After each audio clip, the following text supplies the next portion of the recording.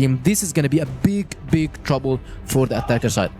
Well, there we go. We've got the war cries coming out of both teams as now we are going to be heading into this game. So it's a chance for me to say goodbye and, of course, send it over to our incredible commentators who were previously analysts, but now they move into casters instead. Guys, take this one away. Enjoy it. Let's see what happens between ROC versus Nemesis. One of the most interesting parts of ROC Esports is the sound that they make when they win rounds. I think a big time when they were known as Al-Qadzia over there at EWC last year, whenever they started off on the right foot, you could not hear anything else in the venue because they were as loud as they were. I'd be curious to see if that same idea runs through with ROC now that they're donning this organization's colors. Well, that's the Brazilians. We've heard Navi, when they get around, they're always too loud, and now it's time for ROC to show us such a good performance. We've seen the third seed just getting the win over the first seed of the Vietnamese, and now the third seed of the West League is going to be playing versus the best on the Brazilian League. ROC Esports to face Nemesis on the opening for theirs, guys. Aggression towards this B side straight away for Nemesis. Want to start off on the right foot here. Comics and Raffin leading the way. But maybe more of a split on the cards instead for Nemesis, peering down in through the middle of the map. Joining hands. Minute 35 left on the clock. Plenty of time to put together a default here. But Fifi playing a little bit more forward. Silva on that secondary. Backs away. Puts a lot of pressure here on Nemesis to try to find that opener and start things off the right way. What a nade, man. Action just takes this nade right in his face, and now Fifi with the information, he got all the information needed. Can he line two players? Yes, he gets one, but all the wall banks whiffs and instantly Comics just trace back. Fifi just falls while the rotation is all onto the B side. Silva misses the first shot, but Beck is trying to unleash himself into the side because Tipsy is already on the side, but AKT or Action just doubles down, and 2-on-2 is the outcome of this round. And we speak about the post plants and the difficulty for retakes, but MG, VNC, they want to play ahead of the utility. Make that just MG now in a 1-on-2. And how many corners can you realistically check here is the question. MG getting peppered down, switches over to the pistol. And Beck and Nemesis start off in the right way. That's exactly what they're looking for. And all of a sudden you see ROC kind of slink back a little bit on that defensive side. Fifi tried his hardest to find something there, and Silva just pinned from so many different angles, couldn't actually get the trades, regardless of Action's heroics, but it feels as though ROC didn't feel like they were kind of warmed into that round there. Exactly, and we've seen a very good shots from Beck. This guy, the AG.AL of Nemesis, just brings it to the table and gets the first round to his teammates, and now it's 1-0 in pair of the rounds. And look at Raffin. He's trying to jump spot through tower. Seen a very good nade from Comics, I believe, and now he's trying to make the same nade. Yes, he takes damage, but this time Action just tries to dodge the nade. Alucard just trying to play in the smoke. He's trying to find an angle, but Action is just using his smoke in his favor. He's trying to swing every single round, every single second, try to get the information, but now what Nemesis are doing, they are trying to deny the information from ROC Esports. ROC Esports are desperate for the information, and now they know that they crossed mid already. Silva opens it up on Tipsy and makes it 5v4. Silva whiffed a shot on the last round, and now he gets a double. Huge work there from Silva. This B bomb site is closed for business. Split potential still available here for Nemesis towards either side. Beck finding Action definitely opens up the map now, and more pressure put on Silva to perform yet again. Nemesis still have a minute left on the clock. They have the option to go into A, and Beck is slowly starting to peer in. It's MG's turn to be up to bat. Searching for another kill. Now under a minute left on the clock, and Nemesis have to start getting a move on, and they're getting cornered from every angle. VNC and Silva also closing in. It's his A-bomb site, though, and Raffin finds the opening incision. Fifi now has got to do a lot on his own. Isn't able to find anything. Beck there for another. Yet to die so far on new compound. And it's all up to Silva in the 1-on-3. Exactly, and we've seen the sandwich coming out from ROC Esports, but it wasn't successful because of Fefe just with the shots, and Beck still doing a very good job in my opinion, and he wasn't afraid to swing the aim in and get the kill over Fefe because Fefe was heavily damaged and just sweep it off. He starts the kill and he ends the round also on a kill and gets one more round on the board for Team Nemesis. 2-0 on the blacklist side is just an insane, and the change in the play coming out right now from ROC Esports. They try to take mid, they try to deny the information and the areas of the control that's coming out from Nemesis, and look at that, they might be fighting on the B tunnels. Raffin just opens it up on Silva and now makes it a numbers advantage in favor of Nemesis once again and forces ROC to just fall away from mid. It feels like the round's over almost. MG now has to do so much on the back of the site. He's got a sniper ready and rearing to go. He finds one. Action is also arriving, but the trades are fantastic here for Nemesis. You'd think Alucard nailing every shot. It's all up to MG in the clutch, and all the shots are going awry. He's spotted out where Beck is as well, so it's a doable clutch, but the double swing is there from Nemesis. They're getting loud, they're getting proud, and now they've got themselves that clean sheet staying alive here, 3-0. I still think that Nemesis are way better when it comes to the aim duels on ROC Esports. That's why I said ROC Esports usually they start very slow. They're not the team that you expect them to kind of perform the best at the beginning of the games, and Nemesis are changing their playstyle very well. Mid control into B-long control, dodging the push from ROC and elevating this into a B-side push, which was completely clear. Just fearing nobody makes Nemesis a very tough team to face right now. Good flash. Silva's now pinned. He's got to fight for his right to live in this round, and he won't find anything. Great use of utility and bodies to take out Silva in the most efficient way, and he's had just such a difficult start to this map, basically just being flashed to shreds. And yet again, this B bomb site is having to get manned by more and more bodies, and it doesn't seem like they've figured out the winning formula. Nemesis now pumped the brakes. They know that the surge is coming back from the defense, and they've been doing a good job to hold on to these man advantages, but here comes Fifi. I mean, the flash was perfect, but Fifi is just Raffin is not checking his corners. He gets one more, and if there is someone needs to flip this round, it's going to be this mastermind. Fifi with the double right now just reclaims the big area. And the fight around the big and many, we've talked about it multiple times. It was successful for Nemesis until this round, but yet it's 2v4. A clutch doable because it's Beck and Alucard. One of the best players on Nemesis right now and one of the best snipers in the region is now both fighting, trying to get this round back into their favor. However, ROC are not giving them any chance to do any mistakes. Look at the passive gameplay coming out from them. A huge respect from ROC Esports to Nemesis. I don't want to leave any stone unturned. 25 seconds left on the clock, and nothing being offered over to them. Eventually, they're going to have to show a little bit of skin, and now to that A bomb site they go. It's VNC and MG peering into that A site. Alucard will continue to move in. They're giving up the plant, playing in this retake. We've seen the potential of this offense to pull some of these rounds off, and of course having Alucard and Beck are probably the two men that you want in this kind of situation. Yes. This must be nailed by ROC. Exactly, and we've seen the pinch and the sandwich coming out right now. Beck, he's going to be pushing. Action just knows that he's around the corner. Alucard is trying to dominate on those both players, but he's 1v3, just fighting versus 3 USPs in his face. And now, finally, you are seeing ROC on the board right now. 3-1, and we haven't heard the shout that you've talked about from ROC. Maybe the guys are not just ready yet. Probably, I believe that they're still kind of trying to warm up their game, warm up their aim, warm up their strategies, because this round it was kind of for Nemesis, and the push that they did and the retake to the big and mini was kind of successful and a very good and perfect goal by Fefe. Yeah, still a lot of work to be done here from ROC. I think they understand that as well. Not as loud as you could potentially expect from them.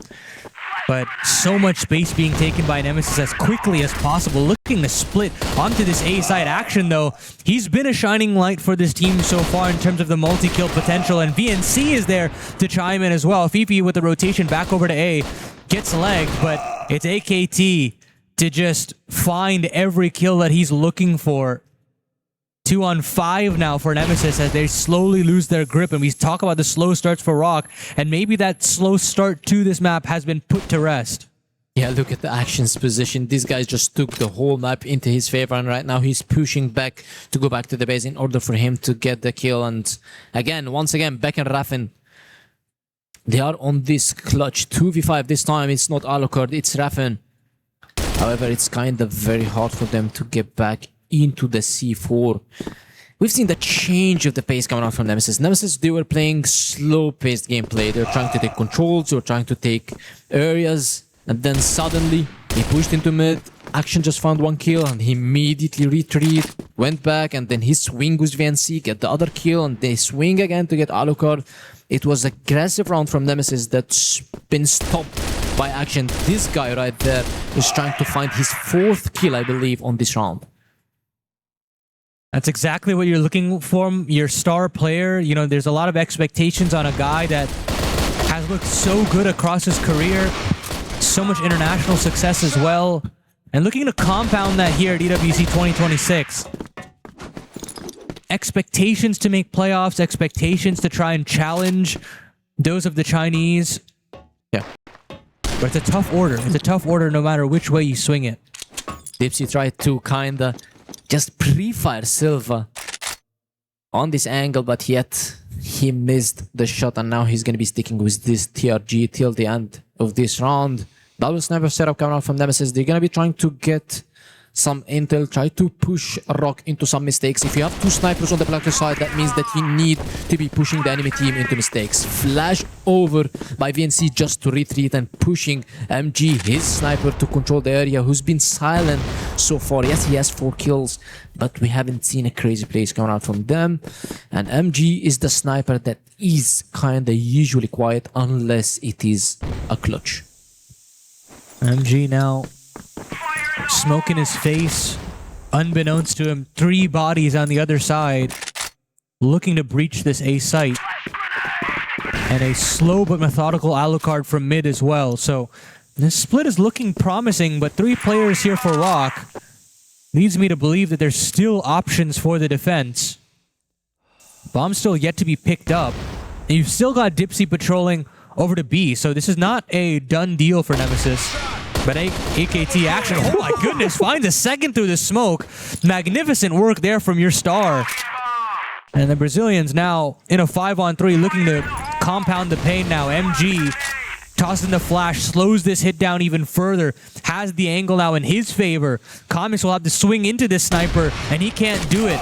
Raffen is there for the trade, but VNC to chime in. Action will find a 3rd, and ROC have now equalized.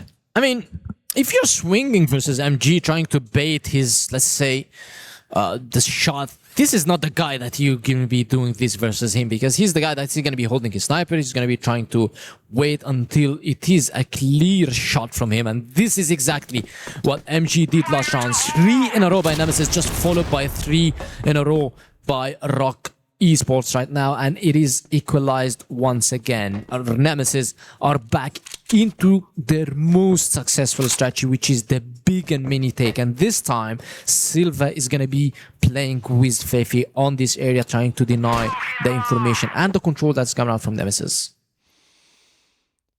Slow play here from Nemesis. They've realized how much space they've lost in this best of 3, but Fifi naded to 43. Looks to try and change up his position, dancing between these angles every which way. And trying to also dodge the flashes. He knows how difficult that's been to deal with. These reads have been very well done by ROC, having the right players in the right spaces. Willing to give over the mid space, knowing that they can deal with the main site hit before they have to deal with the site split. And Nemesis still continue to slow this pace down. Now mid control being taken here from this offense. And slowly, Action's got to turn his attention over there as well. I mean, if you look at the rounds right now, everybody's just kind of moving towards Action. And if you are playing this game, you need to avoid this guy because this guy's having 10 kills on 6 rounds. I guess most of them are headshots. And now Fefe is just with this sneak smoke on the small window, just pushes the enemy team to go through the doors which he is looking at. Otherwise, if you are Comics and he just pushes this small window and Nas instantly gets killed. And now Silva finds himself solo defending this side, and Action just whiffs on back and he gets the double with the swing. And Comics just backs it down and Silva loses his life. One of the best rounds from Nemesis right now, and they said that Nemesis, they were always successful on the big and mini take, and after that just trying to throw a fake through mid and then going back to B side and instantly just grabbing the kills. Comics with the risk of going into the window with the smoke and then killing Fefe, just getting that out of him. Shot there from VNC. Brings it down to a 1-on-2. Still a very difficult after plan to deal with. And yeah, Dipsy will find the necessary kill. Beck is having an unreal map so far. So much impact. 90 degrees flicks here into that B side. And a rare miss from Action, mind you. Yeah. On low HP, you know, it's a difficult shot to hit. You know, if you do miss that first bullet, you are in a bit of bother just because he doesn't have the HP. But still, it doesn't feel like Nemesis have a complete foothold on this game. They have to earn these rounds every so often. And more aggression comes out from ROC. Action wants to get involved as soon as possible. Sits at 12 kills here. Winning almost every duel that's been thrown his way. Oh my goodness, what a triple nade into Fifi, who just had so much difficulty. And Alucard with the double. It's just MG now in a 1-on-4, but this round is not happening whatsoever. Nemesis are very happy with that one because that was just pandemonium for them. MG with 3 clear shots on all the guys are pushing beside. This is not the MG that we would be looking for because usually he's the guy that's hitting these shots. But if you look at Action again, just pushing mid, getting red out of back, but then the complete action from Nemesis. They knew that they took mid, so they instantly just rushed and closed the round on B side. This is the second time that Nemesis do the same, and both of them, they were successful. So well played by Nemesis. They still have a very, very good half to close in. If they can make it into 6-3, it's gonna be quite tough for ROC to come back, especially that ROC gonna be switching to the blacklist side. The side that I think it is hard on this map. Yes, with this change, it's kind of made it a bit a blacklist side change, but still, I think that because of the fast rotation, the close corners that you need to check, the smokes, the Q smokes in mid, the Q smokes in big and mini, the global side is heavily favored on this map. Nemesis doing the job that they were looking to look for on their opening map. And still that slow, methodical playstyle of taking mid, finding these necessary splits to cause a bit of a ruckus on the rotations. VNC? Pretty solid. And yeah, VNC has gotten very far forward. I don't know if Dipsy spotted him. He absolutely has not. And now he's just going to try to confirm this kill. And he will. But here comes the main hit. Into Silva once more. Has to nail these shots straight away. And he finds the first. Fifi finally finds a little bit from himself. And MG will also find what he needed. They hang on to just keeping this round, or these rounds, within one. But you have to commend for Nemesis in terms of how they've started this best of 3. Yeah. And the expectation now to try and close this out now that they've switched over to the global risk side.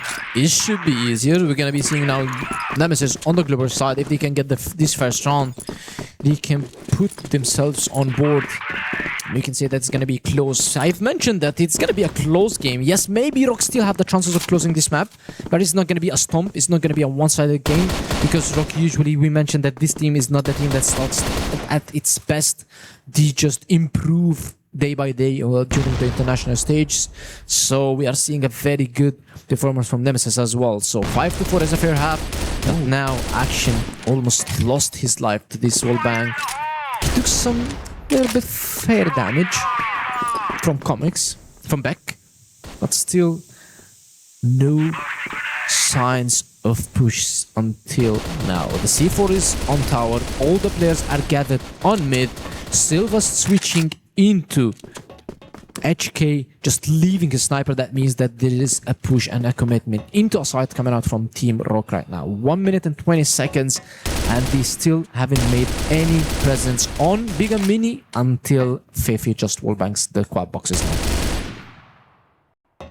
ROC now have to deal with some of this utility in mid. Deeper smokes being tossed out by the defense makes these splits a little bit more difficult here for ROC. We're thinking about a B split. Silva's gotten a lot of advanced positioning, but ROC looks towards A instead. They're going to wait out this smoke. They've got a flash primed and ready for action to get involved. And he can't find anything either. Hoping that that causes a little bit of a fake. But nobody on Nemesis budge. Here comes another flash to set up another B play. With 39 seconds left on the clock, ROC have got to start making definitive decisions as to where they want to end. And they're going to go into this B site, into the stack, into all of these Nemesis players, but Rapin finds nothing, and Action finds a very necessary opening, and now it's Fefe's turn to turn up the heat. 20 seconds left on the clock. Dipsy can play spoiler. He's found two instantaneously, and Fef the third before he hits the deck. 14 seconds left on the clock. The bomb should be able to go down, but Alucard, he has an opportunity at clutching up here. Well, I mean, Dipsy, was this, let's say, trigger discipline from him. Almost flipped around in favor of Nemesis, but now Alucard found himself only 1v2, and yet ROC Esports with a successful push. The flashes and the utility usage that we've talked about, and this is exactly a perfect example of how good the flashes were, because two of Nemesis players were fully blind. One of them was Beck, he was just caught off guard, and the other was Comics as well, so they died without a single fight. A good and steady round by ROC Esports. Now they equalize it, and we've seen this again. It was 3-3, now it's 5-5, and the control from Team Nemesis into the B-side. Just Dipsy is trying to take the full B-long control, trying to fight versus Silva, and Silva already knows that Dipsy is heavily pushed into the tunnels. Double sniper set up on the offense. Silva and MG keen on using these weapons.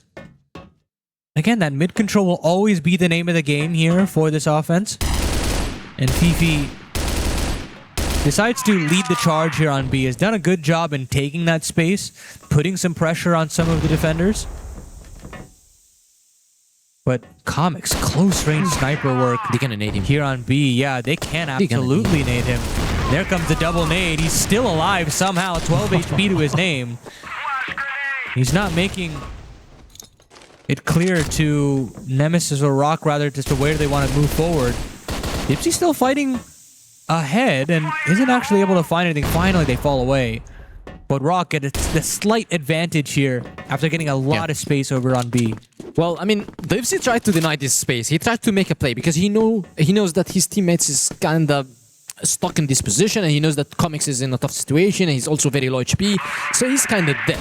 He tried to reclaim the area, but Silva just denied it instantly by the wall bank on the box, just showing that I can watch this area, and I'm still watching this area versus you. So now they switch up the play into the A side where Alucard is there. He's trying to get the information. No enter found yet. The push through Elton. Just Rapin finds the first kill. Just double is down, and now it's all him versus the wall, and just dies right now. Action finally trade, but still Alucard on the side, just taking this balcony area, trying to fight for the side. I mean, Alucard just has to live at this point. They still have themselves a man advantage here, Nemesis. 20 seconds left on the clock. MG's got to book it in. Or Action, rather, who's got the bomb on his back. Or, excuse me, Silva. But here comes the advantage. Already fighting forward, MG with a couple on his own. We know how valuable he can be in these clutch situations, and now Action's got his gun at the ready. Dipsy now in a 1-on-2 has done some great work over there on B, but now has to do it on A. So much pressure being applied to him from both angles, but the pistol is out for MG. Speak of him, and he shall arrive. That's the experience we were talking about. That's how you handle the pressure. That's how you handle the retake. A very well played round by them. Rapin actually just killed 2 players pushing alternate. He had a very good spot, he had a very good angle, but still, MG, this guy, when he takes position, when he's just on the call, he's the guy that you would be looking for. So this is an aggressive push coming out from Nemesis. A late flash from them, but Action still gets the kill over Raffin. And we've seen Action just playing aggressive on the Global side, aggressive on the Blackness side, and yet he gets both kills. Dipsy was the kill on Fifi, immediately traded by Silva, and this is exactly what we are talking about. Nemesis should bring the pause right now. Everything they tried is not successfully working, and ROC Esports, they are playing very, very slow. 2 plants under 10 seconds. Yep. It just feels like there is a well-oiled machine brewing, humming at the pace that they want right now, forcing Nemesis to play to their speed. And regardless of the stacks, regardless of the reads, there hasn't been the solution for Nemesis. And I think you're absolutely right, Penguin. I think a pause has to be on the near horizon, especially if this round goes awry. But a minute 25, and look at how much pressure they can apply. They've tossed in that A lurk smoke every time. They've gone through it a couple of times. They can still use it to reroute over to B. There's plenty of options here for ROC, and Nemesis kind of been thrown for a loop here. And this time around, Beck will look at that smoke, but it's this B site that ROC have their eyes set upon. Exactly, and look at MG, he's just coming late, but Comics immediately just kills MG in the process of just moving and trying to get the information. And he's 22 HP. VNC already was the side. Comics just can't step forward. It's 3v3. But Comics is a very low HP. He took the sniper. He's trying to get some information, and now Action just backed VNC a bit. And again, the C4 is going to be planted. It's a slow round from ROC Esports. 3v3. Beck and Alucard need to try to work together. It's Alucard alone right now. He's going to be trying to retake from CT. I believe that this is the better call because Comics is kind of a dead person. He needs to be traded, and this is exactly what's going to be happening. But look at Silva. He pushed immediately into CT. He can get the better of Alucard, and exactly that's what we mentioned. And BNC just tries to dumb it down. Comics falls, and immediate rat after Beck also falls. A good pressure from Silva. He knows that these guys might be coming from the back. He knows that they might be trying to, let's say, trying to support Comics, and immediately pushes, gets Alucard off guard and gets the round for his teammates. ROC Esports, they started very slow, 0-3, and now they are 7-5. And it just feels like everything that they're throwing at Nemesis just is the right option. You're starting to see the chemistry with these players in these post plans, something that I spoke about where Nemesis would have to find the edge, but it is ROC every day. There's the immediate trade by MG, finding his counterpart in Alucard. Aggression all over the shop here for Nemesis, especially on that B side, but nothing netting for them. ROC now bounding towards mid, spotting out all of those players and taking the complementary space because of it. Dipsy now donning the secondary, gets ripped to shreds from VNC. This A-bomb site now ripe for the taking. That C4 should hit dirt. Feifei spotted out too, and he goes down, but here comes the lurk from Silva. Lurks on lurks, kills on kills, and ROC have just figured out the secret formula. I mean, a tactical pause is needed by Nemesis. ROC Esports, these guys, I said, that's why I kept saying and insisting. It's not biased. It was, I know that ROC Esports, they usually don't start very strong. They start very slow. They try to kind of test the pace, their aim, their strategies, their actions and retakes. Nemesis, they start very strong because they have a good preparation, they have a good analysis, and the in-game, let's say, the in-game reflections of how good ROC played is after the 3 rounds. They knew that Nemesis is relying on the bigger mini, so they tried to strengthen this area, they tried to support this area, and they were successful. So they tried to also Nemesis, they've seen them trying to go through mid, so Action just knew what he needs to do. He played in the smoke, he got double, triple kills, tried to push, deny the information. So it was perfect executions from ROC Esports. ROC are usually the team that's doing the reactions. They left Nemesis to do all the actions that they have, and they started doing the reactions. And the reactions did a very good job of making them come back to the game. It's now 8-5 in favor of ROC, and the tactical timeout for Nemesis. They need to be trying to change the gameplay, the pace. What would you change though? I mean, at this point, right? Mid. Yeah, yeah. What else they came in? They pushed B as well. Right. So you don't have a solution. I mean, I have a solution, but it's gonna be kind of. I don't think that this guy's gonna be doing it. You need to try to kind of play aggressive, but in the middle of the round, not at the beginning of the round. Yeah. Because you tried 2 or 3 times at the beginning of the round, and they're already aware. ROC Esports are aware. They check if you're pushing at the beginning of the round, so they make the reactions. But in the middle of the round, you can catch them off guard. And you know that ROC Esports are playing very, very slow. They push in the last 30 seconds, right? So you need to push the information at this time. Under 1 minute, push an information. Just push an area, get an information, get an intel in order for you to know what's happening on the map. Well, let's see if that mid-round adaptation does come through here from Nemesis. I'll be curious to see what these changes are, because they have run out of time, or nearly run out of time here on map number 1 of our opening matchup here between ROC and Nemesis. BNC looking to potentially nade combo here into Beck's crosshairs, but that does miss. So ROC looking to push the tempo in mid will be slowed down. And with that, that plan B of looking at B space comes to fruition as well. But we've seen this pace really work out for ROC as these rounds have unfolded. And they don't really show any signs of changing things up here. I mean, ROC, they're still playing very slow. They now have the big or the mini control. So they are kind of trying to find an angle to get this round, but yet Nemesis, they are still trying to play the same. Raffin finally, he gets rid out of MG, and this is exactly the mid-round intel that we asked Nemesis to be doing. He just double peeked mid and got rid of the MG. We know that MG is not the guy that he's pushing into sides. He's always the guy who's staying at the back, trying to get the kills, trying to deny the rotation, or getting an important information and intel for his teammates. ROC Esports right now, they are down in numbers, but yet the C4 is around B side. Full rotation coming out from the guys, yet except Silva, he's taking MG's role on this setup. It looks like he might go through a smoke there. Tough kills for Silva on his plate. It's really got to come down to these 3 players coming up into B. 4-player stack here for Nemesis. This should be the round that they're looking to convert. Beck finds one, Dipsy with another. And yet still, Action and Silva still have something to say here. 14 seconds left on the clock. They've got to get a move on.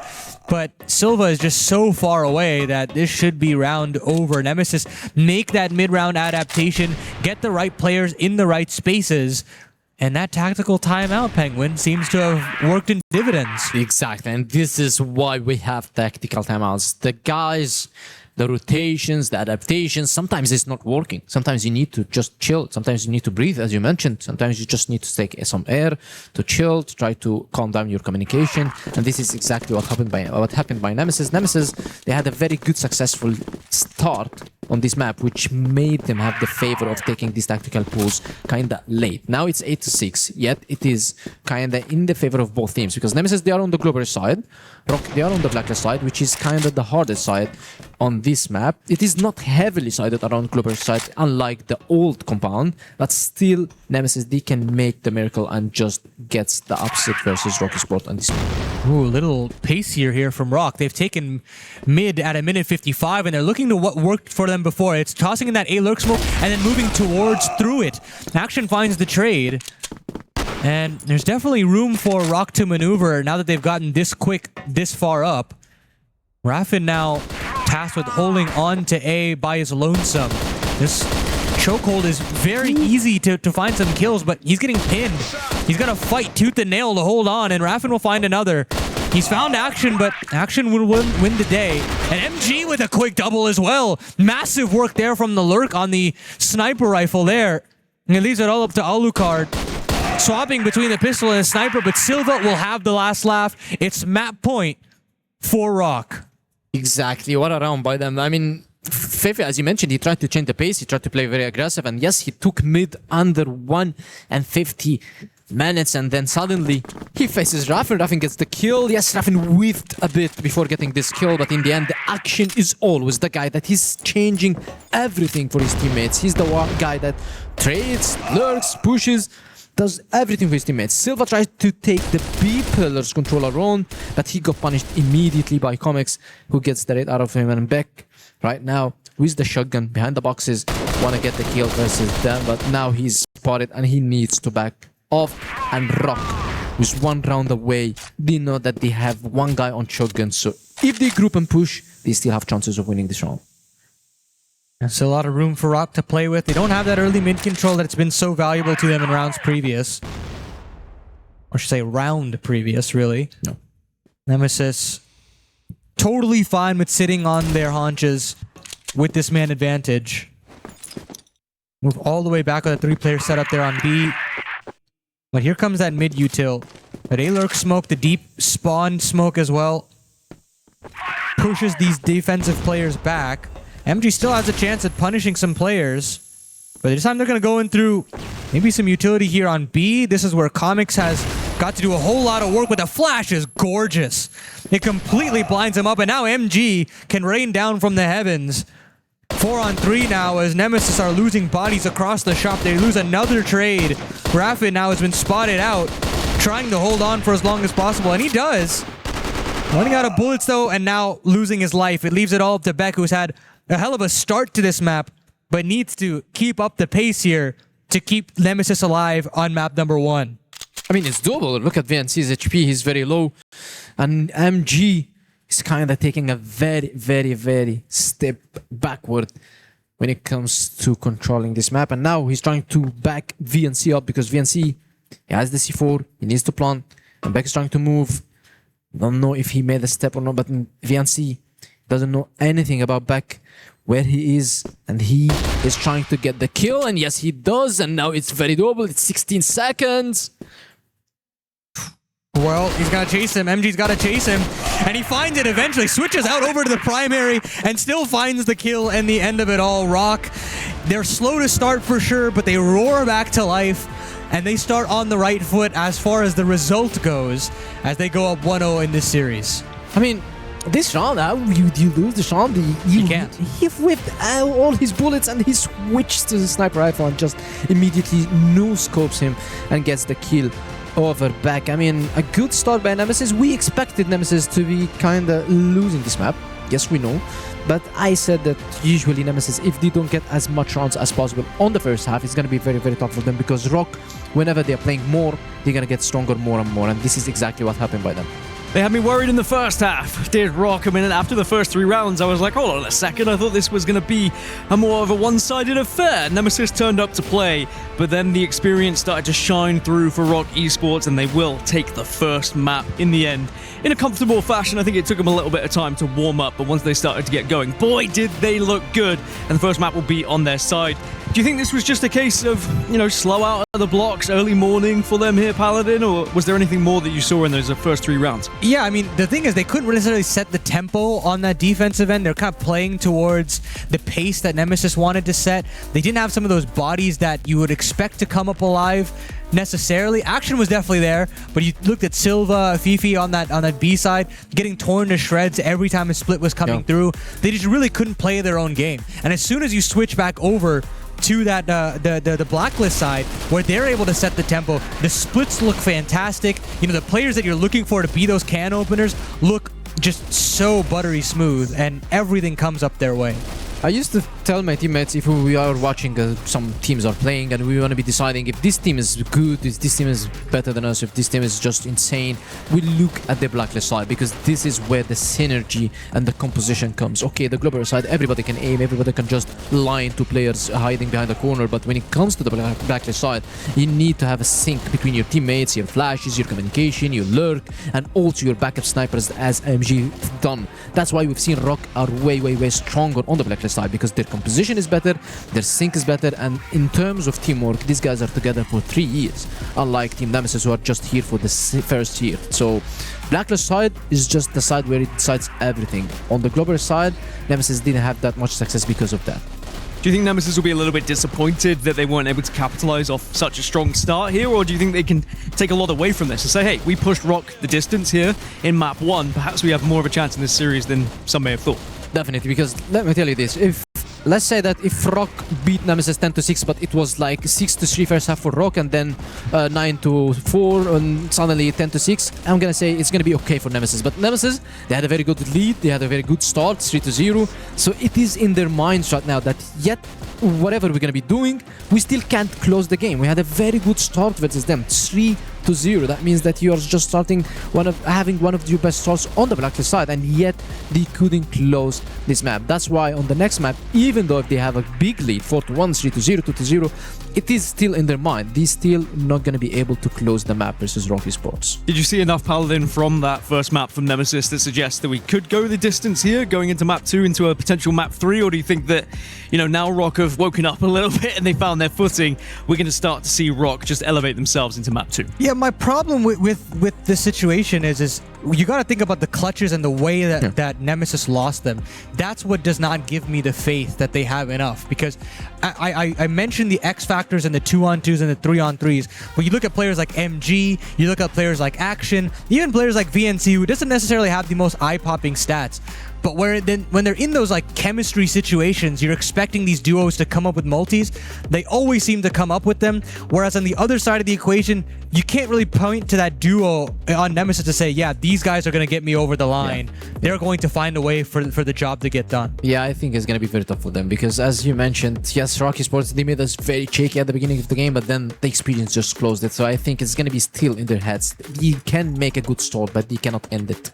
So it was a good effort from Nemesis in the end, but it was ROC who was able to overturn them and just show that they are the dominant force. Can they carry on here into map 2? There's only one way to find out. We have to get there, but before we do, we'll allow these players to take a little break. We'll allow our casters to as well. So don't go anywhere. We'll be right back after this.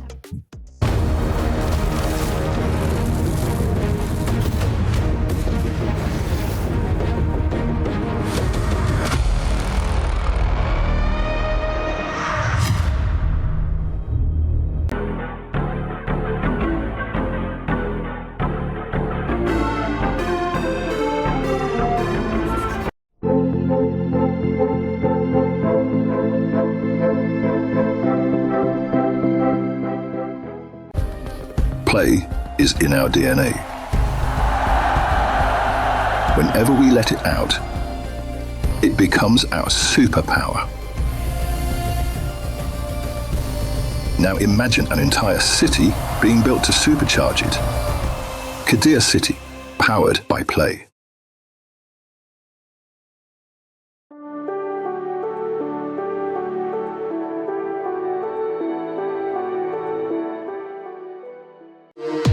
We were there. For every click, every clutch, every respawn. We were there for the years of grind. And we're here. Now. The proud founding partner of EWC. Powering the biggest event in gaming. Shoulder to shoulder with the world's best. Making history. Greatness deserves a stage. Lenovo Legion. Reach your impossible.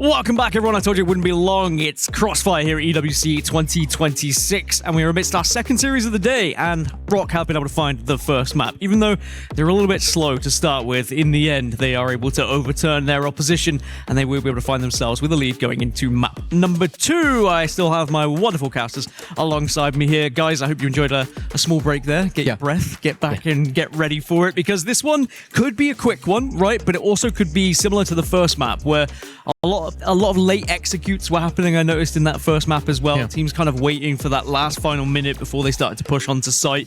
Do you think that we're going to see more of that going into map 2? More late executes from these two teams? Well, when it was successful for ROC Esports, so I believe that they're going to be starting to doing it again, and now it's going to be on Ankara, and they're going to be starting on the blacklist side. We've seen ROC stronger on the blacklist side. They were weak on their global side, and they will start blacklist side, Ankara as well, so this gives them a huge edge versus Nemesis, who are down already mentally, I believe. Yes, Kevin have talked to them, they're going to be refreshing themselves, but still, it is in their head that ROC Esports, you can have a good rounds versus them, but you still not be able to close the map versus them. It's just very mentally demoralizing, you know, to have that kind of start. You have all the players in the right places, you have all the right reads. You're having players that where you weren't necessarily expecting to show up for you. You're thinking you have every win condition in your favor, and yet still it doesn't work out. What is the game plan? Who do you look towards? You look towards your coach. You look towards your AG.AL to kind of give some emotional guidance, because right now it's purely a mental game where your back's up against the wall here in this upper bracket. Yeah, the back's against the wall for sure, and then if they drop into the lower bracket, then suddenly you've got to look at the other competition they could have as well, and who they might be able to take down. I mean, I know we've got different groups across the board, but from what we've seen on this stream so far, there are certainly some favorites right now. We saw how Na'Vi performed a little bit earlier, able to take down Falcons. ROC now look like a very formidable force competing here at CROSSFIRE EWC 26 as well, and that's two of our Brazilian sides, so we'll have to see how the other regions are faring. Of course, we have our mainstream matches that are going down as well, and at the end of the day we will update you how everything has gone throughout these matches throughout the entire day. But it looks like these players are loading into the map then, and they are close to getting us going, so it'll be a chance for our casters to get back into it. We've got Paladin, we've got Penguin. Guys, take it away. Well, it's on to Ankara now. ROC looking to complete the sweep, complete the dominance so far here for the Brazilian region. And we'll be starting on the global risk side of things here. But the aggression from Action is one and the same. Goes forward to fight, gets a little bit of damage on a back, but backs away straight away. Yeah, usually we know when whoever is picking Ankara is definitely going to be, the other side is going to be taking the blacklist side, but this is not the case for ROC Esports, who they picked to play global side because of the aggression plays that we've seen from Action. Yes, it wasn't successful, but he's setting the tone in the map. He's saying that it's not going to be an easy controls for you guys if you want to be trying to take A-long control, if you want to be just pushing this control into an AC control and then into an underpass control, I will be there on the way. And he just shows himself, tries to get a kill, just falls back, and nobody's hurt between both teams. And now Nemesis, they are kind of grouping around a side who's defended by only 2 players, no rotation at all, and this is a good sign for them before pushing into the side. Certainly a lot of pressure put on VNC and Fifi, having to look towards so many different angles to clear all by their lonesome. And here comes an instant kill from Raffin. Fifi's got to give quite a bit of noise over, and Alucard will be there to capitalize. 5-on-3 now, they can chain smokes into spawn. And it should be a Nemesis round, you think, every day of the week. If they cross their T's, dot their I's, they'll be in a great spot. And with that bomb going down, sure, you've got your 3 hardest hitting players on the other side, but it's too far of a bridge to cross. Raffin will get another one, and that should be an over and done with. Well, I mean, usually if you watch Nemesis throughout the West League games, they know how to push aside. They have a very good SI push. So if you play with only 2 defenders on the side without any rotations coming out from the guys from ROC, it's going to be very difficult for them. And ROC just decided that they need to talk about this round. They need to just chill. They know that it's impossible for them to get on the side. That's why A side is usually the most picked side in terms of pushes, because they know that once you get on this side, the retake is kind of just so hard for you to happen. Unlike B side, where you can go through underpass, you can toss a flash shot from top, just go to hotel, try to take the hotel control and try to just collapse on the guys on the ramp. So successful round by Nemesis, push into the side, Action just tried to play aggressive at the beginning of the round, and then Nemesis just took the round into a push on a side. What does ROC do to adapt to that situation is the question. Deep lurk smokes being tossed out by Nemesis to get some space for themselves. We saw how threatening they were in terms of that A site take. Cut through that defense very easily. And it hasn't caused that third player to rotate early yet. It's not deep enough into the game for that to be the case.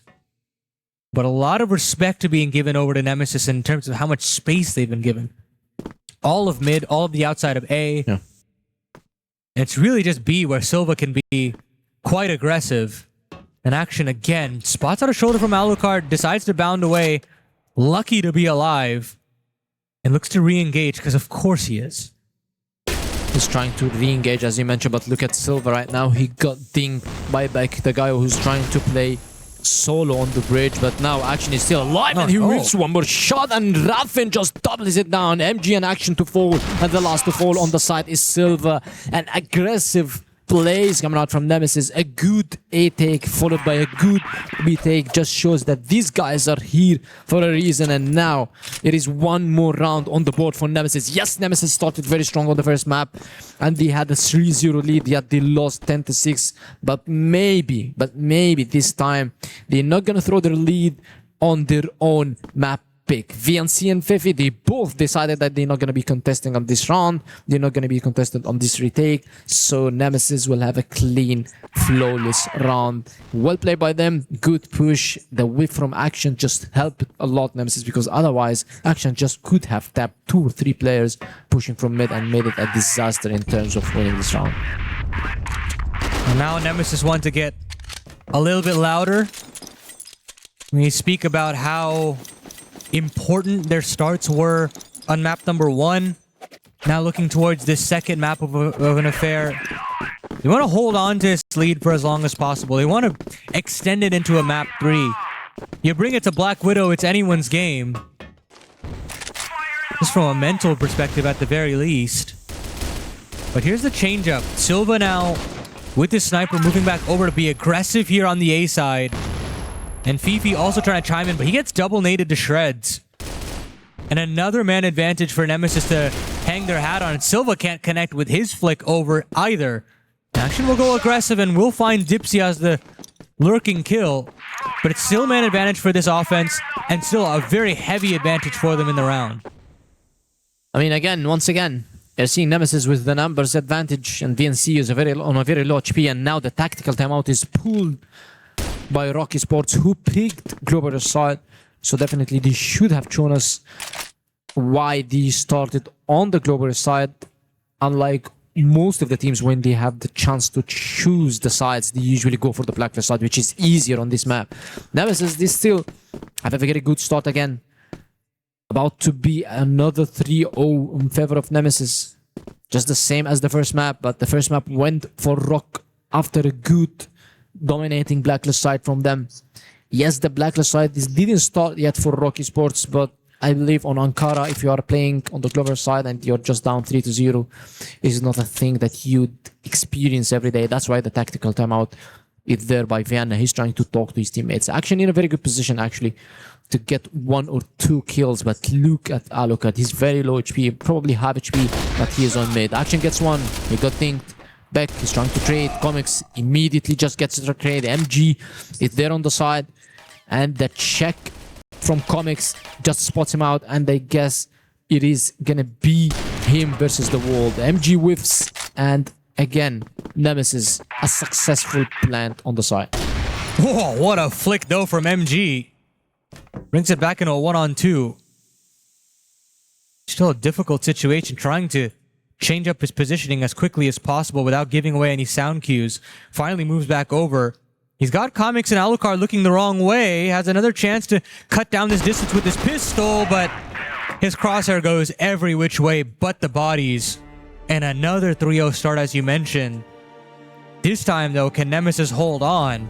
You don't want to give away too many rounds on their global risk side. It does feel like on a map like Ankara, the offense does kind of play itself. There's not really too much that you have to do to rock the ship. But still, to find these rounds in quick succession is very necessary here for Nemesis. Just for the mental to get into the right space again. I mean, when you play Blacklist side on Ankara, yes, you usually, based on your spawn, you have a fair and good ease control onto a side. And when you have a fair and good control on a side, you just can push this control into an A connector and push this control also into an underpass. That's why we've seen ROC trying to deny this information. They tried to stop the pushes. Silva tried and he failed, and also we've seen Action tried in the first round and yet he failed. That's why Nemesis are very successful on this map. They picked it for a reason and we're seeing it right now. It is 3-0, but this time Vienna decided to take the tactical timeout. Probably has something to say. On the other map, he didn't have something to say as well because the guys were not hitting the shots. Now they are hitting the shots, yet they're losing the rounds. And he immediately pulled the tactical timeout into their favor. So now we're going to be seeing the change from them into the playstyle. We are seeing Vienna also kind of quiet. Probably it's Fefe who's going to be a bit talkative right now. He's trying to talk to his teammates because also we mentioned that both Vienna and Fefe, they are veterans of the Brazil and they are the masterminds of this team. Now, you'd expect that they've not counted themselves out just yet, but there are clear issues here for ROC. So difficult to win rounds on the defense with man disadvantages for sure. And now they're looking to break the goose egg. It's going to take a bit of time to get to that point, but the start has to come from somewhere. You look towards maybe Action, but you also look at VNC, Silva, Fifi. None of them have gotten off the mark just yet. There needs to be that secondary player to step up and help their star rifler out. But this time, bearing down on this A side, the split looks good yet again, and no third rotation to help out these A anchors. Yeah, once again, there is no rotation, so it's all on Fefe and VNC to lock down this side. The flashes are good. Double flashes coming out from Nemesis, and again by a counter flash from ROC Esports. Comics is trying to find the first angle, and yet he couldn't get the kill over VNC. The rotations are starting to be here. Action is already on the side, and now Nemesis, they have the option of going back, but still, they want to be committing on the side. Dipsy gets the first kill. VNC and Fifi, everybody just gets the kill around, and it's rolling forward in favor of ROC Esports after the tactical timeout that we've seen a very good and successful round from them. I actually think Nemesis should be converting that round, like every day of the week. You've gotten the space on A, but there's this terrifying feeling, this sinking feeling in their stomach that for some reason there might be an early rotation, something like that, but it was still the same setup that they just didn't believe in whatsoever, Exactly. that was truly what was setting up in front of them. Exactly. And they're their own worst enemy. They take too long, the third, fourth rotations come through, and Action does what Action does best. I mean, they overthink, right? They just overthink that they're going to be, let's say that they're going to be stacking, because usually when you're pushing a side and you know that the enemy team is stacking, you do not push into the side immediately. You need to stay at the bottom with the A side, because one of them is going to be having a mistake. He doesn't have a space for himself to play, so he needs to play aggressive. That's what they waited for, but yet they waited for Actions retake, they waited for Actions rotate, and immediately it was a successful one. Silva does with the shot, and still he has an information that one guy is on the underpass. That means that AL on control is all in the favor of Nemesis. Oh, aggression there from Dipsy. Torn up by AKT. Now Nemesis still want to hold on to this mid space, but losing a body early is not a good sign. And you have this man disadvantage, you have this scoreline, you start thinking, are we seeing shades of new compound brewing here on Ankara as well? Aggression now from Action. Flash is good, but so many players backed away playing anti, not blinded up whatsoever. Brings it back to a 4-on-4. Silva now tasked with holding on to B, but it's A where Nemesis have looked upon but they've lost their lurking player. 45 seconds left on the clock. The flash is fantastic. Fifi now down to 3 HP, and he'll hit the deck. VNC now, the only player on the other side of this A site. He finds a little bit of a safe haven under the stairs, but cannot find a second. Still a 2-on-2. The rotation is in. Here comes Silva, charging up the other way. Should be hearing these players on every which way. 20 seconds left on the clock, but Beck, the guardian angel of Raffin, he leaves it all onto MG, who's good for a clutch or two. 17 seconds left on the clock, and he spotted another shoulder. He's just waiting for his moment to strike. He doesn't nail the shot, though. That's a freebie. He'll connect the more difficult one, though. Over to the pistol, and Beck with 100 HP will stay on 100 HP, and they get themselves their 4th round. This wave from MG just costed them the round. We've seen just MG trying to apologize for his teammates for this wave because he's usually the guy that's hitting these shots. However, as you mentioned, Beck just saved this round from Silva, just killing Comics on the tunnels and giving the information and the advantage for his teammates. 4-1 now in favor of Nemesis, and this is something that we haven't seen on the first map. It was 3-0 and then suddenly it is 3-3. Now again an A-side push into them. VNC just gets double flash. Fefe is just trying to get the kill over Dipsy, but Dipsy just alive. He flicks, and now Comics doubles it down, and VNC just falls. And one more time the A pushes from Nemesis is just unbelievable. Unfortunately to me, just very uninspiring from both Fifi and VNC, where they're not able to find anything. These setups look stale, and Nemesis have just found the secret sauce to keep getting rounds on the board. They're really saying, we don't have to simplify it or overcomplicate it. We can simplify our game plan and get easy blacklist rounds again and again. At what point, if you're ROC, do you send that third person over to change things up? Because this is not going to cut it. And, you know, sure, this is a very blacklist-sided map, but as we've seen in previous series, when do you say, you know, enough's enough, we don't have enough rounds? Yeah. I mean, they're spamming this side, right? We've seen the Chinese teams that are doing the same. They play 9 rounds on the vector side. They put 6 or 7 onto their side, and this is exactly what we've seen from Nemesis. They played 6 rounds, they put 5 on his side. They only lost 1 after the tactical timeout, and 1 of them was on B side. It was successful also, and again, an aggressive round and a fast push through mid from Beck, which is he's having a very good spot, but now Action, he spots him and he's trying to take the CT control for himself, and now the whole players are kinda around him. Nobody to help him, and Alcor just falls away. What is the goal of this round? We're gonna be seeing soon, because Beck just pushed mid alone. Alcor did nothing. The other 2 players on his side did nothing, and also Dipsy on B side did nothing in return. The big kill for Alucard opens the door up in through mid. Rotations now have to be cut off from this offense. VNC and Feifei, though, still will be tested now in the late round. Players right around the corner. VNC misses it just a moment too late. And now Comics really has a chance. He knows that Fifi's around the corner, and Fifi will only find 1 3-on-2. Make that a 1-on-3 for ROC. And Silva's been found out. This is abysmal here from the side of Nemesis. Or sorry, definitely not from Nemesis, from ROC rather. From ROC Esports.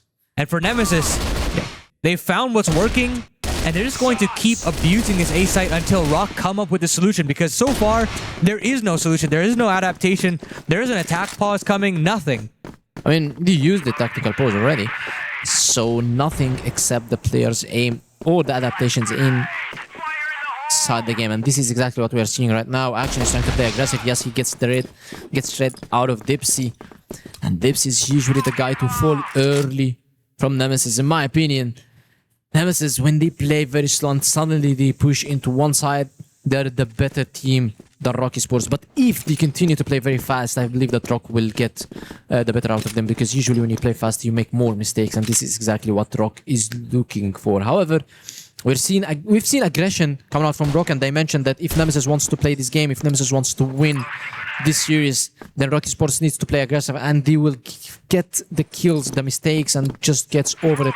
And this is exactly what Alucard did last round. Let's look again onto this push into his side. Beck just opens it up again. Beck doubles it down. Fefe and VNC, the sole A side holders again default, and Beck already has all the A connector in his favor. And yes, we've seen this round like 4 times in a row right now. Yeah, 4 times is an understatement at this point. It just feels like ROC have not found the answers, and I think the aggression is nice in terms of that B space that they're getting, but they're not pouncing fast enough to make the rotations and crunch into the A site. And, you know, you gotta credit Nemesis for their willingness to commit to the A site as quickly as possible. They've righted that wrong after giving up their first round. But, I mean, they're basically playing their own game. They don't really have to reinvent the wheel. Finally, you've got to change. MG now going aggressive to find that opener. Maybe there's a slowdown from Nemesis here. Yeah, look at the angle. Action is just ready. Whoever is going to be trying to take this control, he's going to be instantly dead by Dipsy, who swing on the edge of the wooden ledge and instead of just swinging on the floor. And this is why Dipsy got the better out of action. The nade just can make more damage to Dipsy. He knows that he's going to be falling back to get this kill. Silva just secures it, but at what cost? He's 12 HP right now. Tough round also for ROC Esports, although they have the numbers advantage, but Silva is very, very low on HP, and Beck is trying to have this control for himself. And yes, he finds Silva. MG is the guy only on B side right now. 2 guys on his side, but the C4 with Alucard on his side, that means that Beck is just throwing a fake into B side, and everybody's rotating. Everybody just took this fake, and Nemesis are playing out of their minds. Yeah, now you just gotta credit Nemesis for the great work that they've done. And Beck's lived in this situation as well. He's sold the fake and still has the advantage in the 3-on-3. And we've seen how difficult it is to retake this A site. Fefe understands what's happened now, but it's too late. He does find one. Needs to live here, needs to survive to use the advantage, but just doesn't get away fast enough. 2-on-2 now to ensue. VNC, MG, they need to pull off this 2-on-2. Comics is in a sneaky angle. He dinks VNC immediately.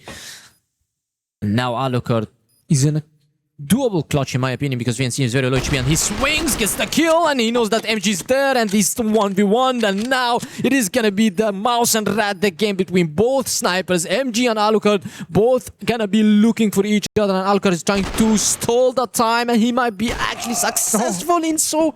Otherwise, MG, I don't think he has any time, and yes, it is an 8-1 in favor of Nemesis. Just in the nick of time there from your sniper, and that's it. It's 8 rounds for Nemesis, marching towards the finish line here. Just 2 rounds before forcing us into a 3rd. And it's the fashion in which they've done it. You know, you gotta give credit where credit is due in those final few rounds, where they figured out the mid to late round as well. Earlier on, you know, you gotta give a little bit of upsetting remarks to ROC for not necessarily adapting to the situation, but eventually Nemesis got the job done, and now they have themselves a man advantage here, Penguin. Everything that's going right here on Ankara.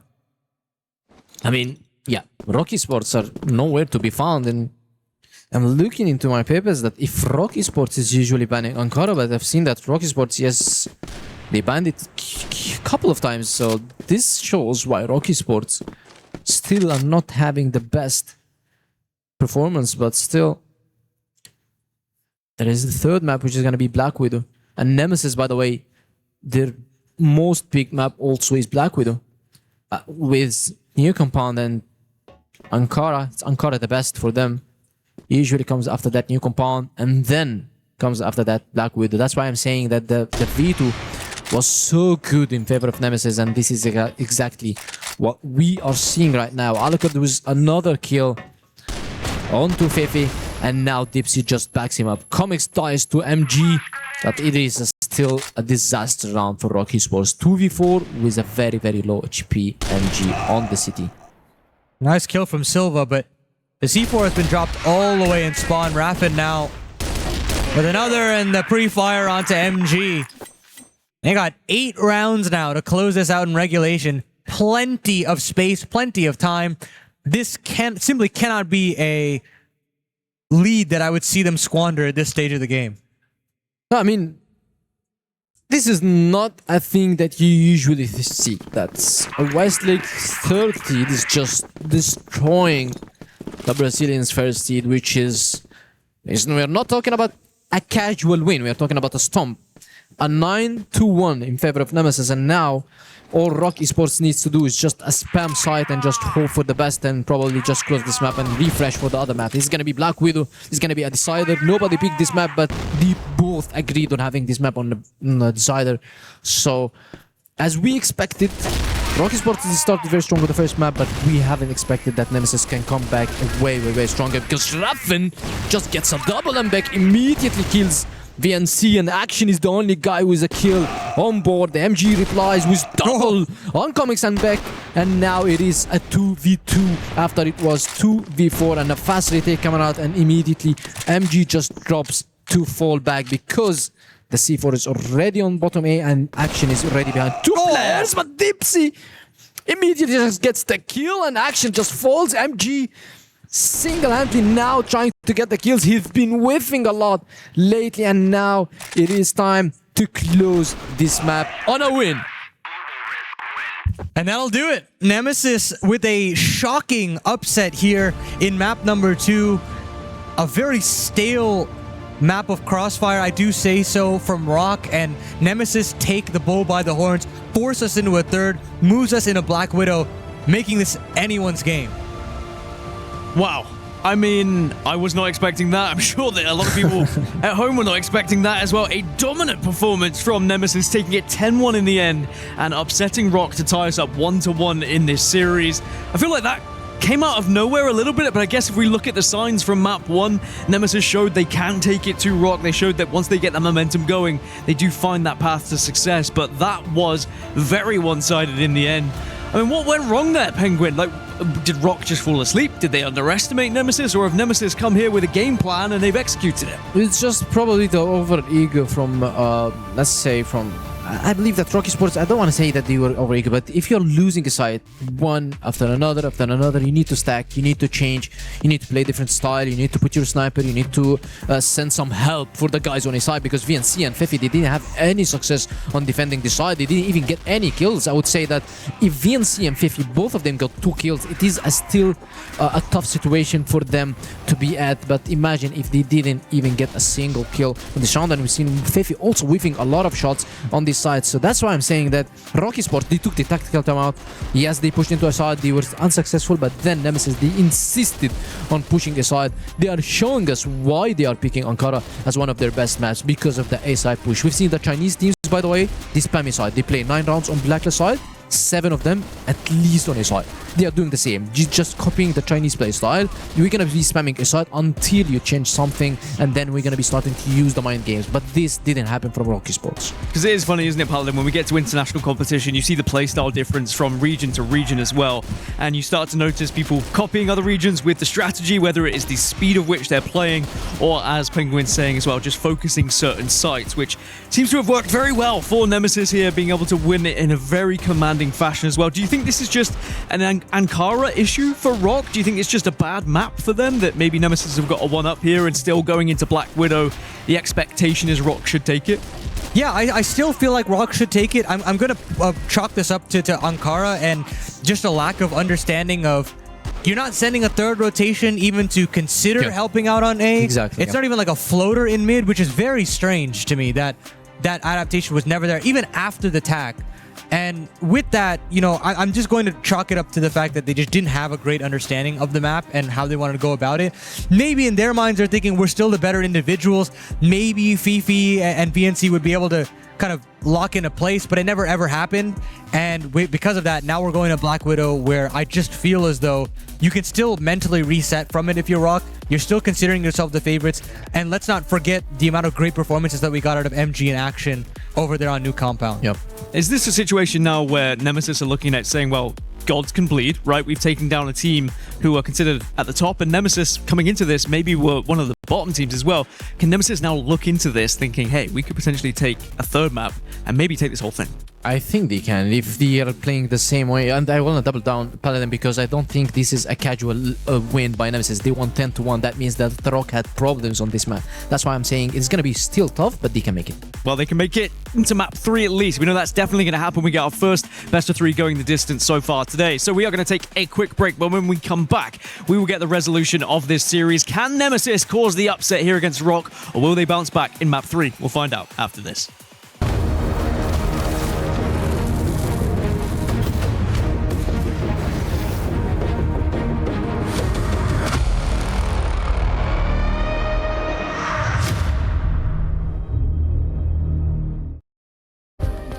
Play is in our DNA.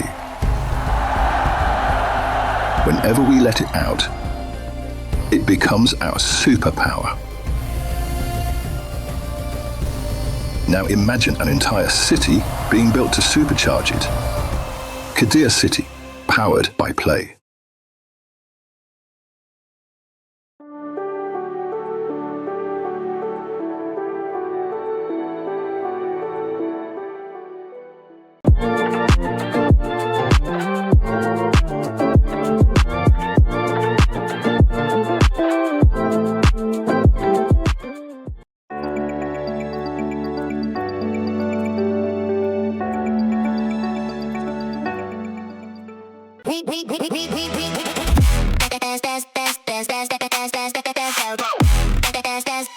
We book Esports World Cup.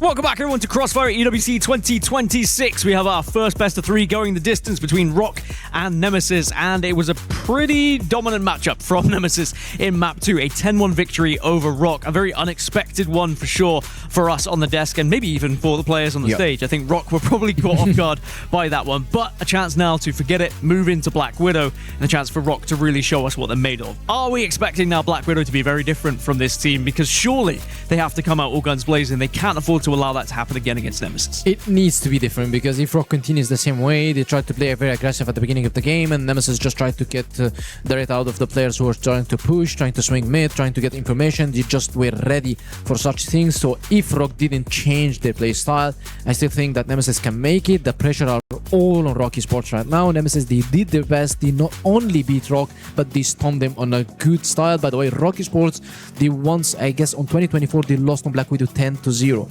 versus a Chinese team. So there are some times that this roster, they fully choke on one map, but they still bounce back and win on the other maps. On the scale of like CROSSFIRE upsets here, right? If we were to see Nemesis take down ROC, how big a one would this be? I mean, at Esports World Cup, just to put it in perspective for our viewers as well, is there a huge upset on the cards here? It's definitely a one that shakes up the group, right? Because then, you know, this ROC squad has to go through the lower bracket. You know, there are still some dangers around the corner for them that they could potentially have to deal with. But for me, I still think there are some crazier upsets that we could potentially get. It'd be upsetting for this squad of this caliber to slip up this early, but I still have not necessarily said that this is going to happen just yet, just off the nature of the fact that they can mentally reset very quickly as a roster that's been together for as long as they have. By the way, Falcons are on the lower bracket right now, and we mentioned that yes, it's not the end of the world for Falcons to lose versus Navi, but imagine they face ROC Esports in the final. That means that it is the end for them. Most likely it is the end for the EWC run, so that's why it's going to be very tough. I believe that these guys are going to be watching right now, and they're going to be hoping that ROC Esports just upsets this game and just gets the win. So Falcons, they lost to Navi, and you remember that Navi is the 3rd seed. Now ROC Esports, the 1st seed of the Brazil. Imagine they go on the lower bracket early on. It's going to be very tough for the, as you mentioned, it's going to shake the group completely. At the same time, though, I'm not sure I want to face Nemesis in that lower bracket with how they're playing at the moment. Just ban Ancona then. Yeah, just get rid of that map and then you might be okay. All right, we move into Black Widow, and I know I've been asking you a few times, like, what are the main areas? Where do we expect this game to be won or lost? Black Widow again for these teams. Are we looking at the same kind of focus point? Well, it is going to be very tough for ROC Esports because sometimes Nemesis play 3 snipers on this map. They play Dipsy 100%, 3. Beck sometimes brings his sniper as well. It is the main 2, it's Alok and Dipsy. And then it comes to Beck. Sometimes he does this gameplay and he brings the sniper as well. And he makes these sneaky mind gameplays where he sneaks into mid, goes into cat. So it's going to be very tough for ROC Esports. But I believe if they have a good preparation, they will be ready for such things. I mean, 3 snipers, Paladin. Yeah, I mean, it's definitely unorthodox. I will say that much. At this point, I'm looking towards MG. I think that he's a guy that was giving that little bit of an X factor as far as new compound is concerned. And so I think that he still has the capability to show it very off his game as far as that second map was concerned. I think that mental reset aspect of it is very valuable for ROC. And you know, if you want to talk about the guys to look at, it's him in action. Those are the duo that should be able to take them over the line. Well, I appreciate both of your insights. I'm excited for this one. Quick prediction. Is this going Nemesis or is it going ROC? I still think ROC has it. I feel comfortable with how they showed themselves on new compound, and I expect nothing less. I mean, I guess the same. It's going to be maybe 1 map down by ROC Esports. Is not the end of the world, so probably ROC can make it and just... Well, considering you both said ROC, I'm going to say Nemesis take this one. Why not? Because if it happens, I look like a genius, and I'll just die on that bed and die on that hill. All right, guys, well, it looks like the players are just about ready for this one as well. And I think that there's a lot of pressure on ROC now. I think that they, as a team, would have been deflated a little bit by that loss, 10-1 in particular, but I think that Paladin has hit the nail on the head. The fact that you get that time to step away from the stage, you get the time to mentally reset. At the end of the day, it's a best of 3. There is going to be the veto process. There is going to be some maps that are better for you, some maps that are worse for you, but now we move over to Black Widow, which should be a little bit more comfortable for ROC, or we would at least hope so. I am intrigued to see how a 3 sniper approach works, if it does happen as well, because typically if you're going up against 3 snipers, then maybe if you play with a certain pace, you might be able to catch them off guard as well. If they miss 1 shot, suddenly you are in the face, and that sniper becomes a little bit redundant. That's if it does happen, though. As a player, I mean, how much sniping did you do when you used to compete? Were you ever on the snipe? Were you more of an AR kind of guy? I was more of a lurker, so I didn't use the sniper that much, but I did sometimes just flex the sniper. It's not easy because you lose some of your aim skills on the rifle, so going into snipers setups, I think I wasn't the guy doing that. Well, I'm sure that even if we could put you with a sniper, you would still find a way. I believe in you, Penguin, and as we should. Paladin, maybe I'll give you a sniper as well. Maybe you'd be lucky enough. I just know I wouldn't be taking it, that's for sure, because I miss too many shots. All right, well, we've heard the battle cries again from both teams, so it's a chance for me to step away and pass over the torch to our casters. We've got Penguin and we have Paladin. Guys, enjoy this one. We're going to have to find a winner somehow, some way between these 2 rosters. And although Nemesis have looked formidable on Ankara, you haven't had the chance for the true weapon of the side of ROC Esports to come alive, and that is their blacklist side. We've seen how they were able to claw back with that slow, methodical play style that we saw in New Compound, and a style that could potentially work in their favor on a map like Black Widow as well. You think about the splits on the B site, you think about the splits on the A site. I mean, the chance to swing around rotations as much as possible. There's so many options here for ROC, but again, they're going to have to start on this global risk side, which begs the question, what can Nemesis do to start off on the right foot? I mean, yeah, We've seen a good blacklist side on Ankara, and now Comics just brings it up again, and Fefe MG bolts it down. Comics just gets the double and immediately claims the A-long control, the full map control by Nemesis. This is a thing you'd not see, and maybe a flawless round coming out from them because Silva is about to fall, and a big flawless round by the guys over here. Every reason there for them to be as loud, probably the loudest they've been all tournament, to be completely honest with you. Because this was abysmal from ROC. They try to go aggressive, try to set the tempo straight away to get some long space, immediately lose the trades out. And they try to go on the offensive over on B. That doesn't work out either. And look at what that's done. ROC still want to continue for that long fight. This time we'll live to tell the tale. Look at Beck charging up through short. 2 minutes left on the clock and he's already here. But AKT Action has heard all of this.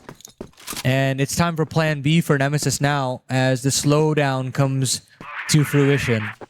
I mean, I've thought about how Beck is good on sneaking into mid and cat on such rounds, and exactly that is what he did. But I believe that's the game plan, probably the preparations from ROC Esports. They knew that there is always one guy that's usually trying to kind of, let's say, sneak on these rounds, and immediately got whipped by Action. And now VNC in a big trouble. 3 players are pushing into him, but Fefe is now here to help. He's trying to waste as much time as possible, but now he falls. Fefe just doubles down, and Comics immediately just trades again. And now it is a 2v3, and Alucard is on the catwalk first pillar that needs to be facing MG, and he quickscopes him mid-air.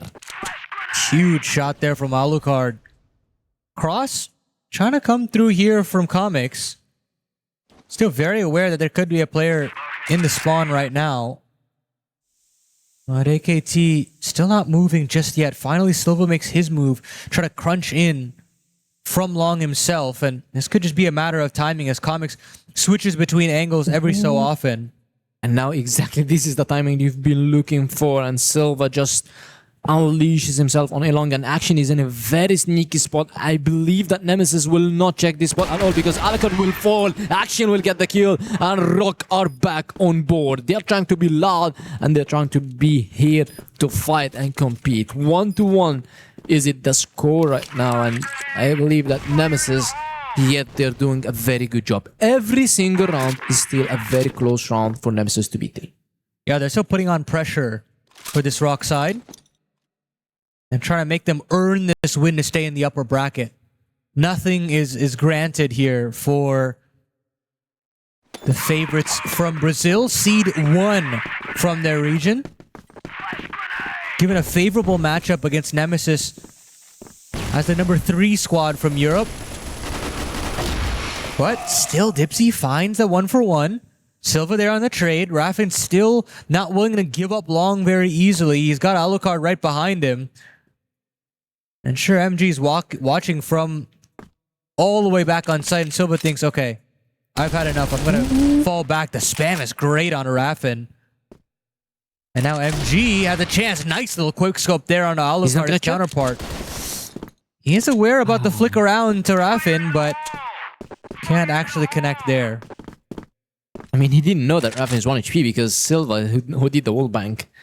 And yet, Raffin just got out of this situation. Beck, he tried to play the sneaky game again, but got caught immediately and thinked behind the wooden doors. He's down to 57 HP while Comics is 75 HP. He's on the box room, he's trying to get the kills. VNC's behind the stack boxes, he's waiting patiently. Flash is good. No follow-up on this flash. Numbers advantage, HP advantage.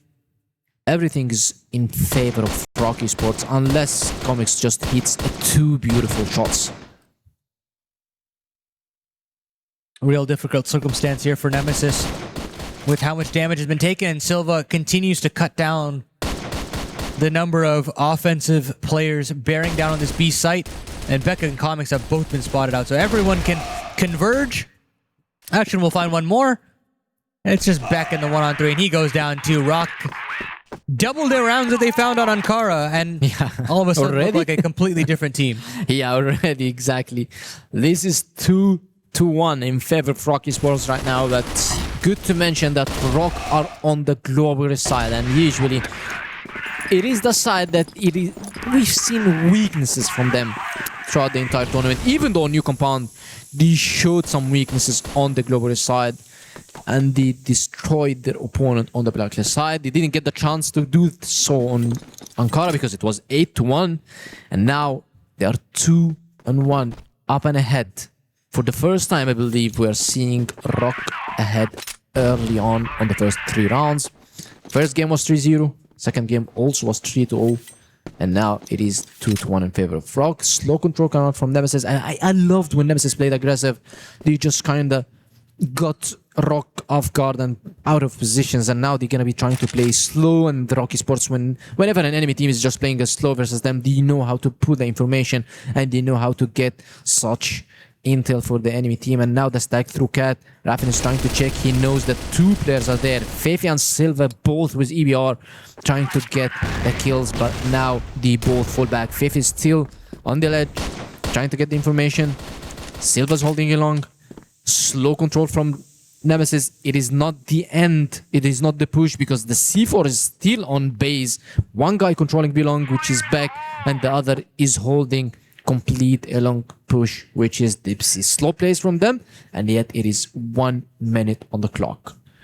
No player on either side willing to give away the short control. It's Fefe to strike, and Fefe with another finally going in the defense's way. 5-on-3 now for ROC.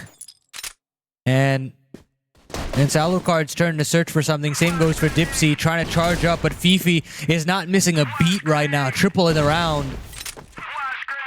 And they know Alucard is around the corner off of short 2. Beck does find a lurking kill here on B, but he'll go down to action. It's just Alucard now.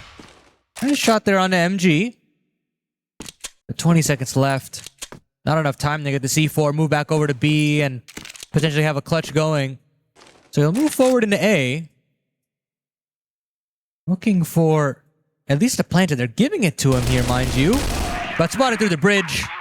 And Fefe will end the round with the quad. Very silent on Ankara, but not necessarily here on Black Widow. Yeah, because on Ankara, he was so silent on his side. Him and VNC, they haven't found any success on such side, but now he's just locking down A side completely by himself and putting ROC Esports ahead. 3-1 is it the score? And now, no change in the gameplay coming out from Nemesis. Nemesis, they need to put some fight. They need to pressure. Yes, we've seen them fighting through along, but it was only through along because it is that place that ROC usually went for. Now ROC, they slowly took the bridge control. They slowly have the BC control. VNC is kind of stuck in this position. Because he can't leave. If he leaves from mid, there is 2 players. If he leaves from bridge, there is 3. There are 3 players waiting for him in order to get such kills. But he's backed up by Fefe, the one that's changing positions. That's what I like about ROC, because if you see Fefe on his side, you might think it's a stack or no, but look at VNC right now. He's in a tough situation, but Dipsy with the USP just gets the kill, and now Fefe falls back and just sells his teammate. Silva's trying to put through mid! And yes, it is. He gets the kill on back and gets the beautiful flick to make it 4-on-4. Big kill. Big kill in terms of the lurking potential brewing there in mid. If he still boosts it up here, has a chance at a couple. He's got to nail this first shot, though. No players coming from every which angle. He finds the flick and he gets the spray control for the second.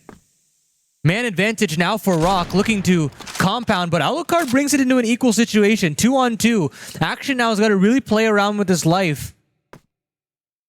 And that bomb will go down. He'll wait for MG to join hands with him. AKT comes in through the window, trying to spot out or at least hear a player here. And MG continues to encroach upon alongside his teammate. These are the two players that you want in this situation. Flash primed and ready as they go charging in, but Dipsy decides to come all the way through the window, flank in, action there on the trade. Alucard now switches over to his secondary. Time continuing to rot away, and now it's a cat and mouse game. Action cannot find him at all. Finally, he does. The spam is nice, but the round has not gone in ROC's favor. Nemesis have clutched up, and they found a second round here on this offense. Yeah, exactly. And this is what you've been looking for. But somehow, we are seeing a tactical timeout coming out from Nemesis, which is a thing that you don't usually look when you're 3-2 down. Yes, you are on the blacklist side, but still the game is not over yet for you.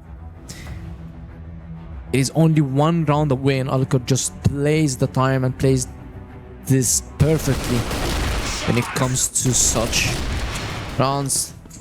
Now we get to see the beautiful flick from Silva on mid, but yet it wasn't successful. Dips used the push through window, it was perfect. I believe that Nemesis, whenever they play aggressive, whenever they play pressure free, they are doing very good job, because we've seen this also on Ankara where they pushed through CT.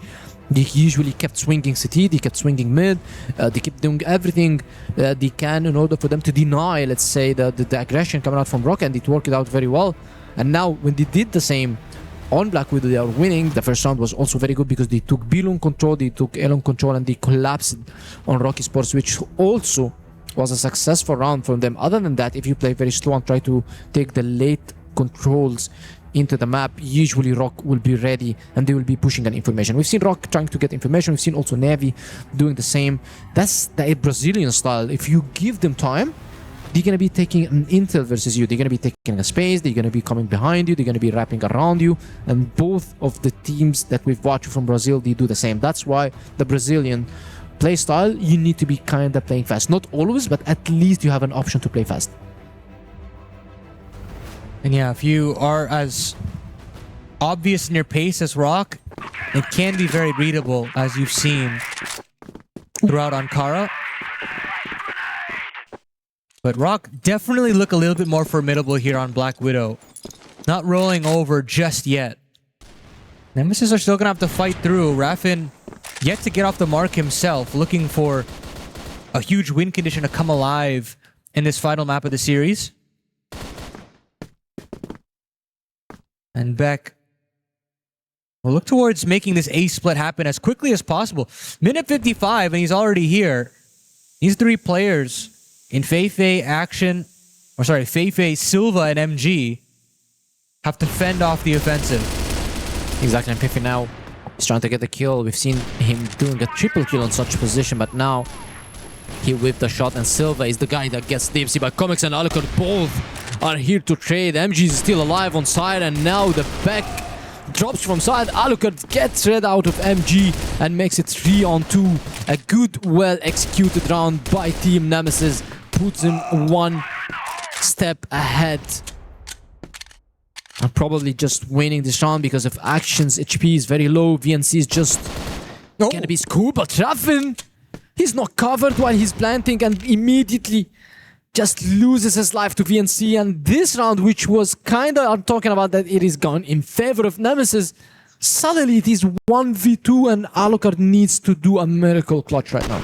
Yeah, and Action's read this like a book. He's realized the noise being cut means that a rotation over to B should happen. There's the double swing. I mean, Alucard can swing back and forth here. He doesn't have to commit to that B side, and he will move back in. And now ROC have split 1-1. AKT has crossed all the way back over to long, and Alucard is completely unaware that that's a possibility. ROC get off the mark after that tack pause, and now looking to reinvent themselves here on map number 3. I mean, it was a good round. It was a good execution from them onto his side. The trades, Alucard's kill onto MG. Nobody just got a multi-frag from ROC Esports on the side, and this is a successful sign on the blacklist side, but yet to close the round because of the good, well-rounded play from them. Look at the push right now. Silva just finishes the kill that MG have done, and now MG doubles it down. Raffin is the only guy to find a kill, and MG just beautifully scope on Comics. Immediately traded by Raffin, who gets his third piece on this round and making it 2-on-2 again. A clutch from Nemesis, and ROC Esports are looking forward to flip it again. I mean, this is a 2-on-2 that you got to convert if you're Nemesis. Man advantage, sure, not there, but these are those X-factor situations that you got to capitalize upon. Action, the only real player in the area, as VNC continues to cut down space. And Nemesis have not pulled the trigger on actually planting the C4 yet. They're trying to figure out where VNC has gone off to. And now Alucard can make the crossover. Raffin realizes, hey, he's not over here on short. None of these players actually figuring out where the other one has gone off to. It'll be a short side plant, as Action now can join hands with his teammate in VNC as they encroach upon A. And now they're going to be having the post plant onto Cat, which is very good, but Alucard is still out of position and he immediately loses his life. And now Raffin is the last guy alive, and Disney probably going to end him. And immediately Action with the neck kill just clutches the round. Another 2v2 goes in favor of ROC Esports. And when it comes to these rounds, when it comes to the clutches and ROC Esports are there, it is going to be very, very tough for Nemesis to bring back their action, as we mentioned. 5-2 and no tactical timeout for Team Nemesis. That means that they're going to be having to continue to rush forward versus ROC Esports. And now, I believe that ROC Esports haven't showed still their best side, which is the blacklist side. They are doing very good on the global side. And yet again, Nemesis are back with a very fast-paced round, a split into a side. They need this as fast as possible, but there's already a setup to deal with this, to counter it. Fifi has found one, but the trades are fantastic. Beck does eventually come out on top. MG now has got to do a boatload of work on his own. Spam is there as a potential, but it's Action who finds another. VNC now in a clutch, but Raffin spotted it out. He's had a slow start, but he's slowly warmed back into this game. And now, Nemesis just a round away from making this a round difference. I mean, it's going to be very good for Nemesis if they get out with 5-4, better than 6-3, because, yeah, we know that it's blacklist-sided map. We can see the pressure on Dipsy's eyes right now. He knows that they could have done better on this side, but now the aggressive push from Dipsy just is not right. He falls to MG's gun, and now Raffin is trying to trade. Fefe is trying to stall some time. Look at VNC's position on these boxes. If nobody checks him, he can line 2 or probably 3 players. And now Nemesis, they throw the fake in mid. They throw the fake on his side, and they're going to be pushing versus VNC, the guy that is unchecked with 1 kill. Ooh, and there's MG to chime in. Again, MG with a double. Great work there. That duo working in tandem here on B. He's just Raffin now. We spoke about him in the round previous, but this one might be a bridge too far. ROC look to build upon this global risk lead. It's been a tough game. And series as a whole, to be completely honest. But they've righted the ship very well. And they look to close this series out. Put whatever idea of Ankara to bed in the rearview mirror, advance in this lower bracket, push forward, but there's still some work to do. It's not all sunshine and rainbows just yet, but we're heading in that direction here, Penguin. I mean, you've said it. You said that maybe ROC Esports, yes, the full 10-1, but it was an off map for them, and now we are seeing them in a very, very good and better position right now. Comics is trying to unleash himself in BC, facing VNC. VNC just falls down and Comics just gets the kill. The numbers advantage is now in the favor of Nemesis. They did the B bridge retake on the certain time, and the answer from Fefe is just immediately on his side. Alucard is there to get the kill, and Fefe just falls. 5-on-3, a good start from Nemesis just to keep their foot and to keep their hopes alive. Otherwise, if it is 7-3, I would say and bid farewell for these guys on this series. Yeah, especially in this situation, in this circumstance, Nemesis cannot give up this 10th round. Still have Action and MG still involved, though. Silva, who's had a pretty decent map for himself as well. And moving over to this cat side, didn't realize there's a gap in it. Beck nearly had a kill on a silver platter there, but isn't able to capitalize. So still a lease on life here for Action. Finally does go down, though, and that should be round over. You'd like to think. MG looking over towards his B bomb side has gotten a little bit of space. Catches one player out, but cannot capitalize on Dipsy. Shot away from death is that sniper, but Nemesis do get themselves that aforementioned 4th round, do put the pressure back on to ROC Esports. and forces this slowdown to come out, because not necessarily the greatest Blacklist start that you were looking for ROC on this second half.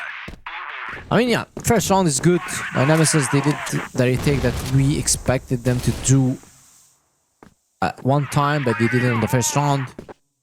It's good to keep your foot, keep your hopes alive, and now look at ROC Esports. They are trying to deny the round. And Beck is baiting on the box room right now. He's trying to find anybody's mistakes, and ROC Esports, the C4 is still in base, and I believe that it's going to be a very, very slow round. Bridge control is going to be pushed into a mid, and probably also cat control. We've seen the smokes on mid to deny the information, so that means that Nemesis, they need to gamble these stacks, and now they are gambling the barracks stack, and with the C4 going to barracks, it is going to be probably a very tough round for ROC Esports. 3 players around this side, 1 player around cat, and probably it is going to be Silva going through mid. Yeah, probably the best setup that you can have here if you're Nemesis. Dipsy taking that first contact, and doesn't realize that the players have crossed over. Finally, Comics is there, and Alucard chimes in. It's that double sniper setup that is doing wonders here for Nemesis. Silva now, last one alive. Anything now is a consolation, but Tom has been dropped all the way over and long. Another kill found for Silva. Minute left on the clock. Trying to piece this one together. Found another body, but He dinked him. yeah, very odd situation. Nemesis pulls this 1-1. You can feel like they're starting to believe again here, Penguin. Yeah. I mean, 2 rounds early on, definitely it is a believer for them, and now ROC Esports, they pulled their tactical timeout. Honestly, I'm not a fan of this timeout because you didn't see anything still from your opponent on their global side. You've seen them, yes, doing the bridge control, which is a very, very traditional basic strategy that you'd seen all the teams doing. They did the bridge control, and then after that, they are doing the let's say, the adaptive control. You take water, you take bridge, I'll go take a long. You take a long, I'll go take bridge. So this is exactly how Nemesis are playing right now. They are playing based on your controls. They leave you to take the control, but they're going to be forcing the other controls. So how ROC Esports can counter that? They need to play 2-on-2 setup. They need to listen when is Nemesis taking the control. If they take the water control, if they take the bridge control, they can force the fight into the barracks and get the other side in return, and then try to do a retake on the other side. This is exactly what they tried to do on a side, but they were kind of having no, let's say, they didn't expect them to be on barracks. So now I believe that Vienna, I believe also Fefi, they know exactly how Nemesis are playing right now. It is all about the execution. How they're going to be countering this. We're getting into crunch time now for both of these two teams. We speak about the lower bracket situation with Falcons moving down there, fighting to keep the club championship hopes alive. And for ROC, not necessarily wanting to join them in that lower bracket, but slowly slipping in terms of their grip on this series. Having a 6-4 lead completely gone now to just 6-5. But fast, long presence here from ROC as they're able to get out as early as possible. But an instant response from Nemesis with Raffin now pushed up ahead as well. I mean, they did exactly what I mentioned. They kind of faked B-long control. We've seen Silva faking B-long control, and they were waiting on the A side. They were waiting 3 on A long just to force the fight versus Nemesis that they played adaptive, but it was a mind games between both. Nemesis didn't go this time for the control. They went for the mid-ramp peak, they went for the cat peak, and now they have all the mid control with bridge late because of the good call that came out from them. So well played by Nemesis, and now ROC, they are in a very, very tough situation because they'll have to face Dipsy, who is having a scoop ready for this first player, but the swing just whiffs another whip. Just Dipsy falls it and loses his life to VNC, and MG, he didn't spot Raffin down on the T-spawn. Ooh, they haven't spotted Beck in his corner just yet. Now Raffin's found another. Okay, finally Beck has been cleared, so all safe here for ROC to get themselves a plant, and surely should be favored in this retake as well. Action does take significant damage here over on bridge, but that's the kill. That should secure it. Raffin goes down, so does Alucard. It's just Comics who's been found out here And he shouldn't be long for this world either. Maybe a little overzealous there from Fifi, but there's that 7th round from ROC. Growing the lead just a little bit longer, keeping them within arm's reach, or away from arm's reach, rather. As Nemesis feel like, you know, maybe this lead that they're looking for is not going to come as easy as they potentially thought. I mean, yeah, it was a good call from them, and now they're trying to take the A long control. We've seen Nemesis, they're throwing a lot of flashes. Now the nades. The first kill goes for Raffin, double for Raffin. VNC and Fifi both fall down, and they get stomped on A long, and now ROC. They're gonna be reshuffling their papers. They're gonna be rotating back onto B side because it wasn't a successful push at all coming out from them on the A side. And now Nemesis, they are still here to fight. Yes, the first half was not successful, but ROC Esports, again, they are showing some weaknesses on their controls. They are showing some weaknesses on the Blacklist side. The action is nowhere to be found on these controls. He needs to be there. He needs to be the guy that's going to take the controls. You can bodyguard him, but you still can't take him out of the picture. Beck just takes him out, continues to spray, and immediately Dipsy with the AK. I guess this is the first kill or double kill with the AK on this stream B right now from Dipsy. And now 7-6 lead to ROC Esports. It is only 1 round lead. Nemesis, they are pushing ROC to the edge. Very clear to me that Nemesis do not want to give up without a fight here in this opening matchup. They know that they've caught this sleeping giant of ROC a little off guard. And just 1 round away from equalizing things. And, you know, if they have that last laugh, I don't think they'll be upset about the result regardless if it comes out in their favor. VNC gets in too long, and so does ROC, but you don't really want to use that space at all. And he shows some face, but then they move back out. I don't know how aware Nemesis are that they've abandoned the position. I mean, they faked a long push to take the bridge control. That's what they did, because last round they had a very good, successful A long push. So they expected ROC Esports to do exactly what is going to be done right now. So they faked the A long control with 2 players, and they let Dipsy get the information. This is exactly what happened. Now they shift back the rotation because Dipsy have spotted 2 or 3 players trying to push onto B side, and now ROC Esports are in a very, very good situation. If Dipsy just falls early, it is going to be a disaster for Nemesis. Ooh, here comes the 3rd rotation as well. This should be Nemesis capitalizing on the situation. They've done so much damage, but Fifi has done so much in his own. 2 kills for him, and it's Fifi with a triple. He's very low HP. Yeah, he's 10 health, and he's found 3 Herculean kills. Alucard and Comics will try their hand at trying to stop this bomb from going down, but it will go down regardless. And ROC have completely turned this one around. Alucard and Comics, I don't necessarily fancy their chances here, as ROC can sit on this man advantage for as long as possible. And wow, what a shot there from MG. Alucard being spotted and will be dunked on. VNC there, as ROC now stand 2 rounds away from putting this opening matchup in the rearview mirror. I mean, you've heard the players themselves. Alucard, he was like low, he's just 1 shot away. Fefe with the triple kill with 14 HP, I believe, just clutched the round for ROC Esports. And now again, it might be the same round. They're trying to fake a long or trying to go for the slow take, and exactly this is the slow take that we've seen from them. Dipsy, this time he's on barracks, and again, the immediate reaction coming out from them. Dipsy is full flashed, and Fefe just gets the kill and gets the round. I mean, gets the control of the barracks and puts his team 1 step ahead in this round. Big 5-on-4 here for ROC. They'll be grinning from ear to ear, knowing that they feign that long presence now. And losing Dipsy is a huge blow for Nemesis. Comic's been spotted, but not capitalized there by MG, who's definitely had a pedestrian game by his standards. Yep. Still a chance to turn it around, though, and, you know, a win's a win at the end of the day for ROC. They're playing their B and C game, not necessarily their A level, but That kind of speaks to the quality of this roster if they're still able to potentially get it over the line here. Still a lot of work to do, still 2 rounds away. Still have to put this one over the line in this man advantage situation. That could be a solid nade. There's a little bit of chip damage onto Action and Silva, but here comes that B hit.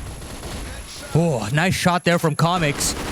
Beefy, the danger man, has gone down, and Raffin now taking out the mid lurk as well. So huge chance for Nemesis to get back involved. Now Bomb still hasn't hit dirt. And as soon as those digits start to get punched in, this is where Nemesis can capitalize, but they'll give it over and they'll play this 4-on-3. I mean, everybody's now rotating into the bridge. Controller Raffin is just going from base. He knows that he has time. Beck is trying to check onto the bridge, and he knows that there's one player here. Silva just needs some help. Raffin tries to get the kill. VNC immediately just washes Raffin away, and Beck is very low HP. It's Alucard and Comics. One guy needs to step up for them because it is 1v1 and 1v1. Alucard just falls again, and the 3v4 retake from Nemesis just is lost to them. Silva played the time, and Comics just got baited into it. Wow, and you got, I think this is where the pressure is starting to mount for Nemesis. When you think about the pressure in that B site retake, taking a little too long to take out one player that is holding bridge on his own. I mean, the fact that he's able to live for as long as he does, the fact that he's able to get a couple of kills as well, that should be a very doable retake there from Nemesis, but slowing down at the finish line. But I want to talk about slowing down. ROC certainly isn't doing that. Speeding things up here on B, but losing their first body and completely pumping the brakes. I mean, Alucard got leg shotted or probably dinged by one of the players, so he's very low HP as well. He's probably calling himself that he needs to leave this area, and immediately he's holding along from B bridge. And look at Vinci, he's unleashing himself, getting a double while he's jumping Dipsy, and Raffin just falls. And again, Comics and Alucard, they are still alive. MG knows that Alucard is so low, but the flick from MG just keeps the dreams alive for ROC Esports. 2-on-2 now, all to play for Nemesis in this upper bracket. You've already got Comics quickly approaching here on B. Same goes for Beck. Are they aware of how advanced these defensive positions are? AKT and MG, a dastardly duo here for ROC Esports, looking to close this series out, put this one to bed. And still so much time being rotted off the clock, and MG nails the shot. It leaves it all to Beck up on in the 1-on-2, and he's had a hell of a series. Did so much work on Ankara, but it's not enough. Action, the star of ROC, to get it over the line, to get this series moving in the right direction, and now will advance through this upper bracket. I mean, it was very close by Action.